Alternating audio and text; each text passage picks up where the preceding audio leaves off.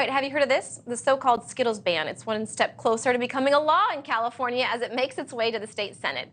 The measure would ban certain food additives. These ingredients include red dye, number 3, and 4 other chemicals typically used to make food look better, taste better, and last a little bit longer in your pantry. The chemicals are known to damage reproductive and immune systems. They're also believed to cause behavioral issues in children, and they have been found to cause cancer in animals. Yes, this is the food that we eat. But the FDA maintains that they are safe to eat. The federal government releasing a statement to NewsNation saying, in part, quote, all of the substances in California Bill 418 have been evaluated by the FDA. According to U.S. law, ingredients added to food must be safe under their intended conditions of use. So 2 more points here. 1, Mars says it did take these additives out of the food back in 2016, but then put it back in because nobody really cared.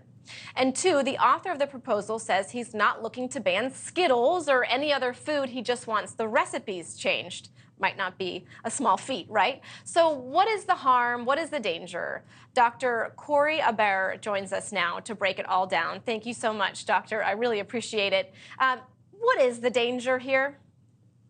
Well, you know, what we have to always remember is that we did have a ban on these food dyes and these cosmetic dyes. And so when we did have that, we recognized that there was a carcinogenic risk in mice. So in the super that you put up a little bit earlier, it showed that there are some issues with behavioral issues with children, reproductive issues, but definitively none of that has really been proven in humans. There are some studies to point to that, but we know that it's possible that these things may be causal, but they may just be temporal, meaning that, you know, we learned this type of statistical analysis everybody did when COVID came out. Just because I wear brown shoes today and it rains today doesn't mean that every time I wear brown shoes, it's going to rain. So that is to prove a cause of these types of things. It's a really hard thing to do. But the thing that really made me mad about this is that Mars actually said, you know, like you said, 2016, we'll take it out. But nobody cared in America. However, but in Europe, they still have not put it back because in Europe, they care. Do we care? Yes. We care about our children? Yes. But I think that we need to kind of keep this, together because I don't want to have to say this, but some people still have to taste the rainbow. And I didn't want to say that, but I had to say it. But, Dr. Aber, what can we eat? Because I was doing this segment and I was eating a protein bar and I looked on the back of it and I thought to myself, I can't pronounce a darn thing on this list of ingredients.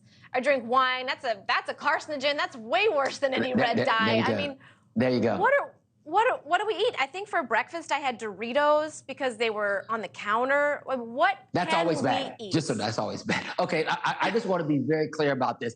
We know that processed meats, okay, if we want to really talk, processed meats are a Class A carcinogen equal to smoking cigarettes. And that is, I'm really about to catch some heat here.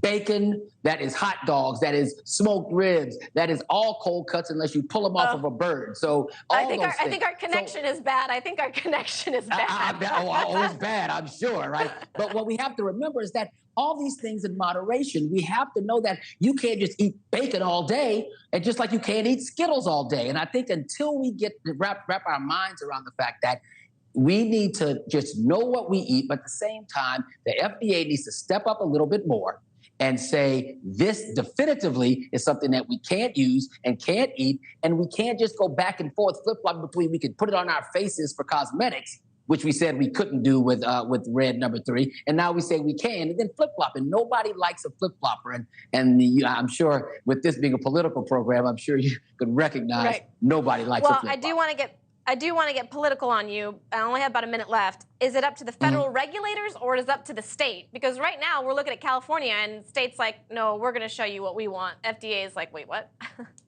Yeah, no, I think this type of thing needs to be taken out of the state's hands because all you have to have is one rogue governor and then you can have anything in your state. And so that's not a good thing. We need to make this something that's regulated by a group that is at the forefront of regulating food and drugs across the United States and truly across the world because we are the beacon and we have to set that standard very, very high.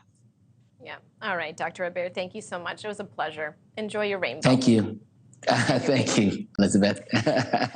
Thanks for watching. Go to newsnationnow.com to find News Nation on your television provider.